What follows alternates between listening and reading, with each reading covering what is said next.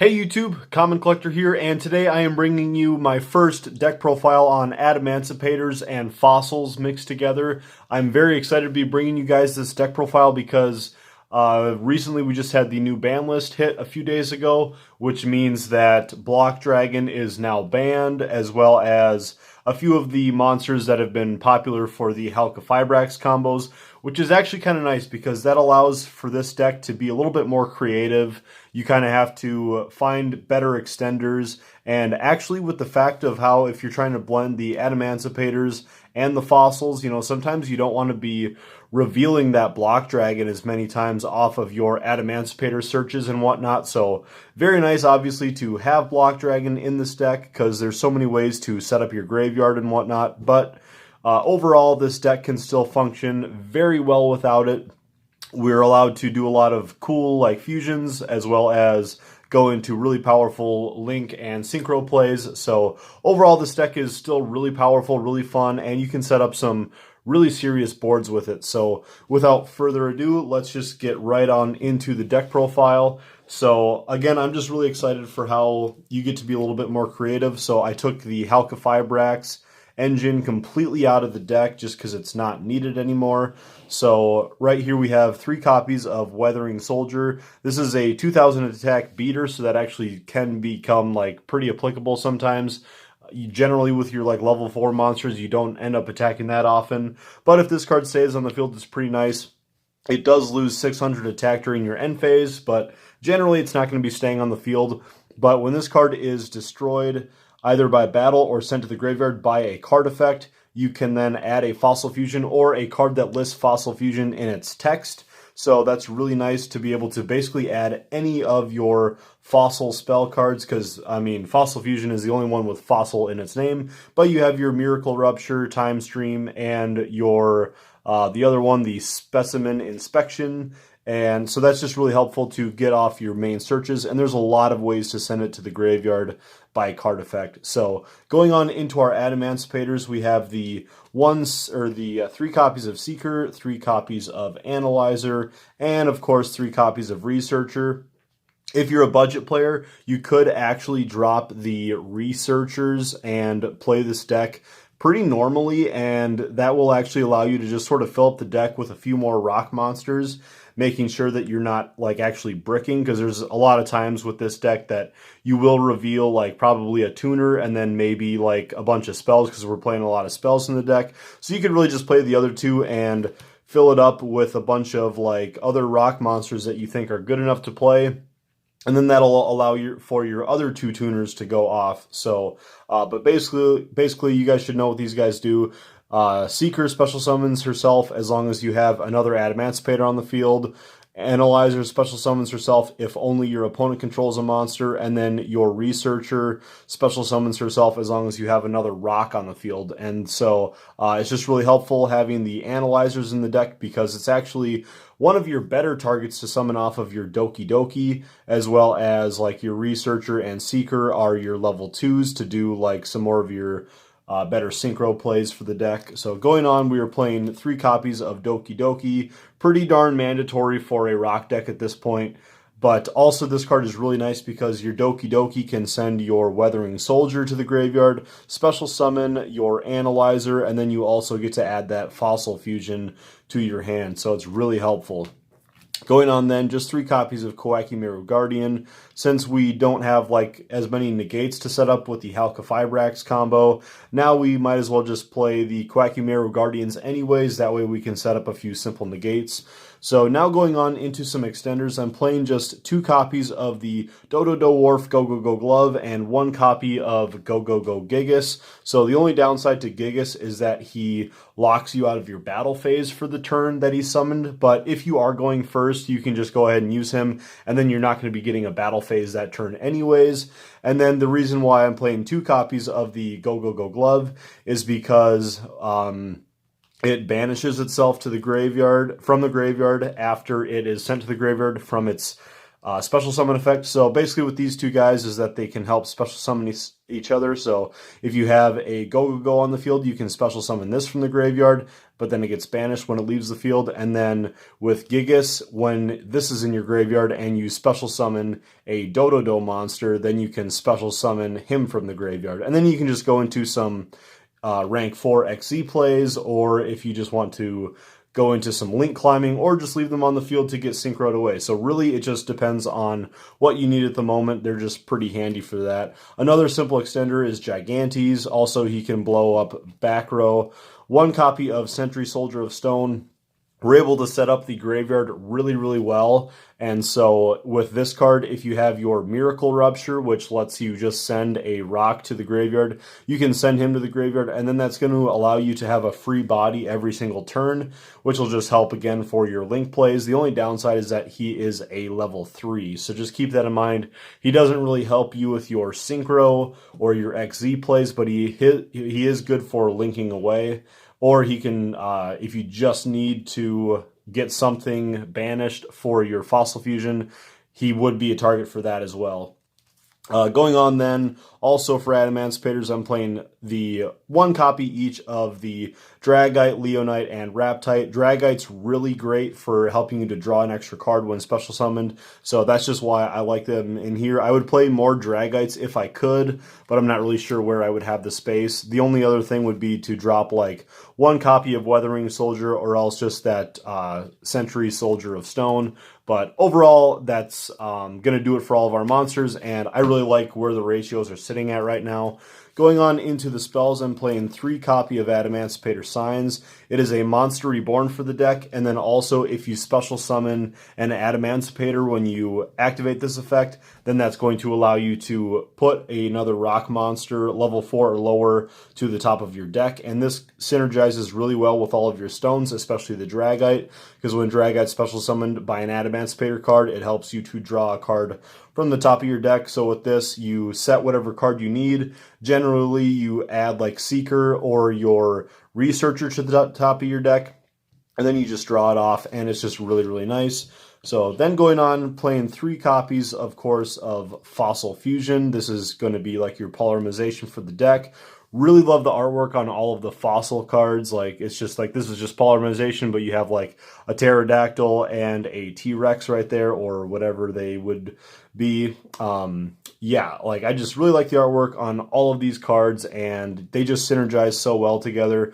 And since we've taken a beating from losing Block Dragon, the fossil cards are really nice for like keeping your advantage in your hand and on the field. So really nice recursion from these cards. So with this, you banish materials from the graveyard in order to fusion summon. And so with that, like, you normally summon with a rock monster, and then either a monster in your graveyard or your opponent's graveyard, depending on what the fusion monster requires.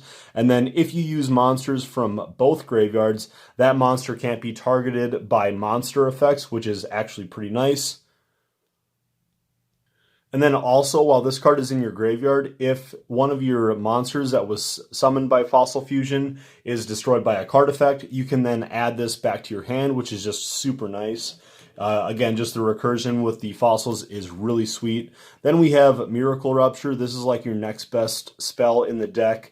So Miracle Rupture is really handy because it is a Foolish Burial for the deck. Just send a level 4 or lower rock monster to the graveyard, and then that also allows you to draw an extra card as long as Fossil Fusion is in your graveyard, which hopefully it will be. But if you just like draw this right away on turn 1, you can go ahead and set up your graveyard, and then hopefully you'll get a second copy later, and then you can get that draw advantage off another time.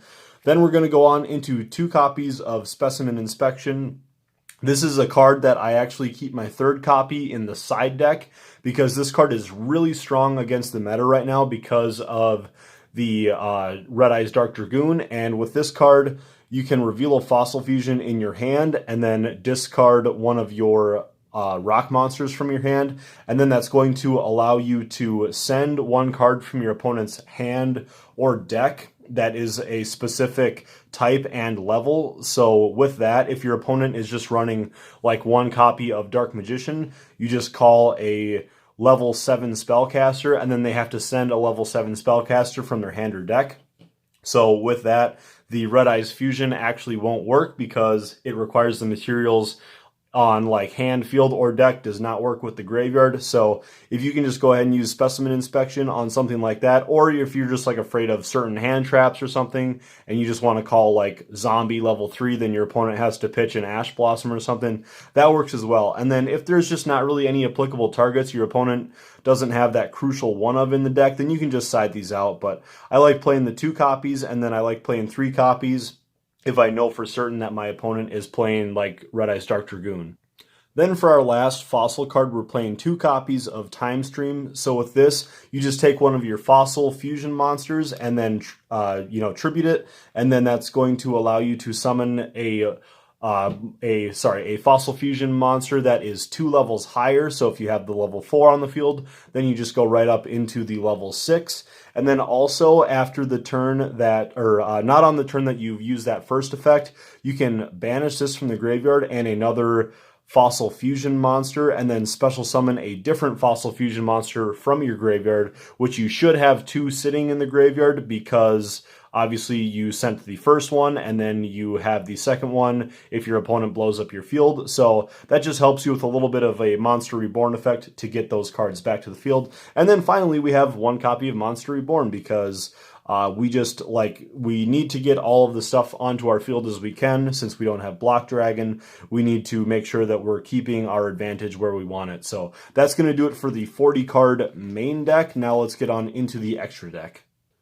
Okay, so for the extra deck, we are playing, of course, the 2 level 4 monsters. We have the Fossil Warrior Skullbone and then Skullgar. So, like I said, there are a few differences in the requirements for fusions. So, with your Fossil Fusion, when you activate it, for Skullbone, it can be a monster in either graveyard, but with Skullgar, it requires a monster in your opponent's graveyard, a level 4 or lower monster in your opponent's graveyard to be specific. So just keep that in mind that it really depends on what your situation is, but it is really cool to be able to do that. And then with the Fossil Fusion, it makes it so your monster can't be targeted by monster effects as long as you use either graveyard. So then with Skullbone, he's the only one that doesn't inflict piercing damage, which is a little bit disappointing, but it can make 2 attacks during the battle phase as long as it's on monsters. And then when it's chilling in your graveyard, you can banish it from the graveyard in order to add a Time Stream from your deck to your hand. And then also just keep in mind that you do want to keep a couple of these guys in your graveyard if you need to banish them for Time Stream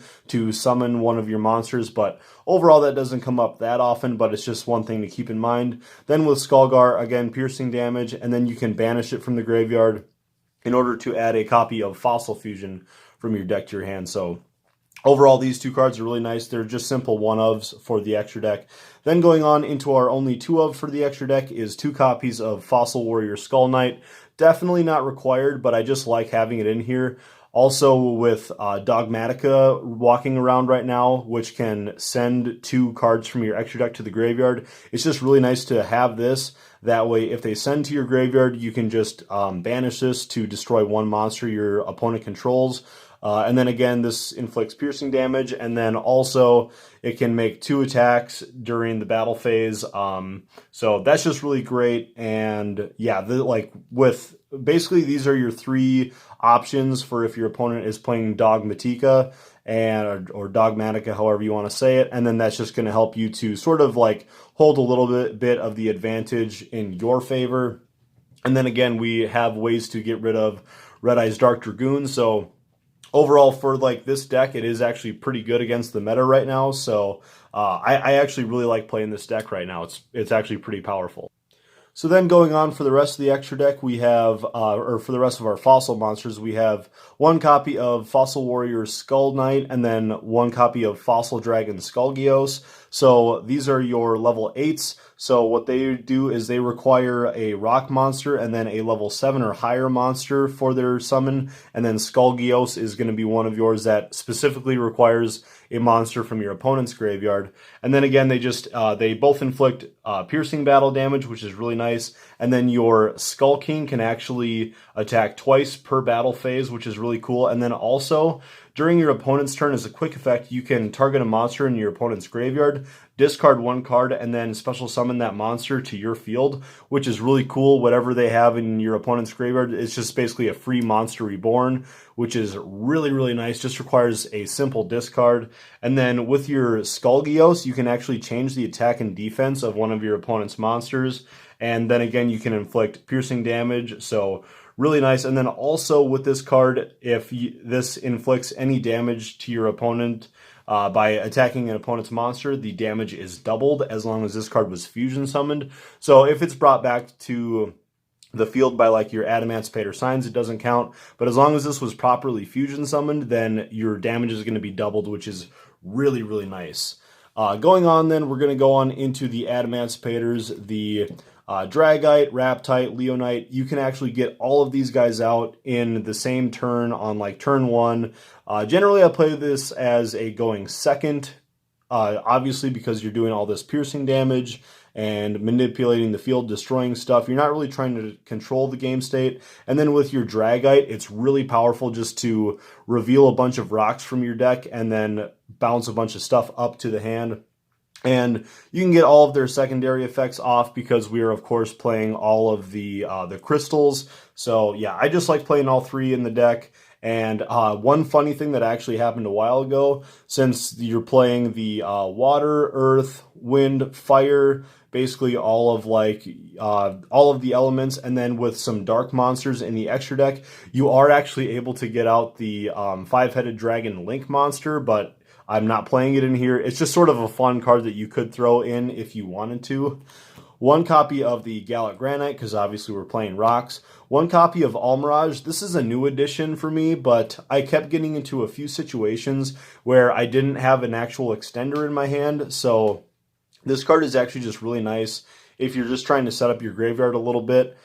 Say you have like one of the crystals and then you just want to summon it, you summon out your Almirage, activate like an Adamancipator signs, or if you even have like your Gigantes in your hand or something, some way that you're trying to extend, Almirage just really helps to set up your field and set up your graveyard. So then we're going to go on into 1 copy of Cerberus, 1 IP Masquerena, and then Apollousa and Mekk-Knight Crusadia Avramax to finish off the extra deck. Overall, there's quite a bit of flexibility. That's just sort of what I was most comfortable with. Then really just for some extra options, I cut out like the Borreload Savage Dragon just because we don't really link summon enough to really warrant playing this since we're not playing the Halka Fibrax engine anymore. And then since I am playing like the Century Soldier of Stone, you could technically go into Naturia Beast. I just couldn't find enough room in the extra deck for it. And then technically Herald of the Arclight is also another really good option for this extra deck. I just focused on the utility of this deck to work on. And then for your side deck, again, you're going to probably want Nibiru in there since this is a rock deck. Barrier Statue of the Draught, not a bad option for this deck. And then also keep in mind that 3rd copy of Specimen Inspection is going to be really nice for your side deck, seeing as how we have a lot of decks that require very nice one-ofs and stuff. Like even if you can get rid of your opponent's Red Eyes Dark Dragoon engine, that's going to be really, really helpful. So thank you guys, everybody, for watching. This was a really fun deck to put together. So this is my Fossil Adamancipators, and overall, you can make this as budget as you want, and it's still going to be pretty darn powerful. So thank you guys very much for watching. Please don't forget to subscribe, and we'll catch you next time. Common Collector out.